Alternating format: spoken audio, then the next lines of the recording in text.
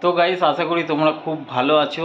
আর আমার video thumbnail এবং title থেকে বুঝতে পেরেছো যে আমি কি ধরনের ব্লগ নিয়ে আসছি।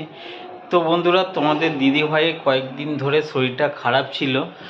তো আমরা ভেবেছিলাম যে হালকা জ্বর হয়েছে, ওষুধ খেলেই ঠিক হয়ে যাবে। তো তোমাদের দিদিভাইকে প্যারাসিটামল দুটো খাইয়েছিলাম, তো তাতে হালকা একটু ঠিক হয়েছিল। কিন্তু গতকাল থেকে এতটাই মারাত্মকভাবে শরীরটা খারাপ হয় যে কোনো রকম তোমাদের দিদিভাইকে ধরে ডাক্তারের কাছে নিয়ে যায়। তো ডাক্তার দেখার পর সঙ্গে সঙ্গে আমাকে হসপিটালে ভর্তি করার জন্য বলে। তো বন্ধুরা, তোমরা হয়তো জানো না যে আমাদের দুজন ছাড়া সাপোর্ট দেওয়ার মতন কেউ নেই। তো তোমাদের দিদি ভাইয়ের মা বাবা অনেকটাই দূরে থাকে একটা গ্রামের। তো সেখানে বৃষ্টি হওয়ার কারণে এতটাই বন্যা হয়ে গেছে যে তারা আসার মতন পজিশানই নেই।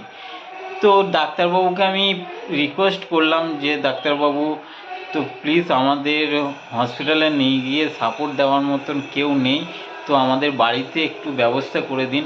তো তখন কম্পাউন্ডারকে ডেকে ডাক্তারবাবু বলেন যে এদের বাড়িতে একটা ব্যবস্থা করে দাও। তো বন্ধুরা, তোমরা দেখতেই পাচ্ছ তোমাদের দিদিভাই কীভাবে অসুস্থ হয়ে পড়ে আছে। আর কম্পাউন্ডার এসে এখানটা সবই ব্যবস্থা করে দিয়ে গেছে ঘরের মধ্যে।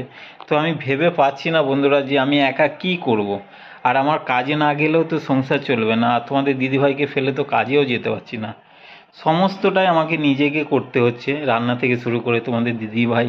বন্ধুরা, তাই আমি তোমাদের কাছে একটাই রিকোয়েস্ট করছি, তোমরা ভগবানের কাছে প্রার্থনা করো তোমাদের দিদিভাই যেন খুব তাড়াতাড়ি সুস্থ হয়ে উঠুক, আর আমরা যেন আবার ভিডিও তোমাদের দিতে পারি। তো এর জন্যই আমার ব্লগটা নিয়ে আসা। তোমরা পাশে থেকো, সাপোর্ট করো। তো বন্ধুরা, তোমরা ভালো থেকো, সুস্থ থেকো। তো আবার দেখা হচ্ছে তোমাদের সঙ্গে পরের ভিডিওতে। তোমাদের দিদিভাই সুস্থ হয়ে উঠলেই আমরা আবার ভিডিও দিতে শুরু করব।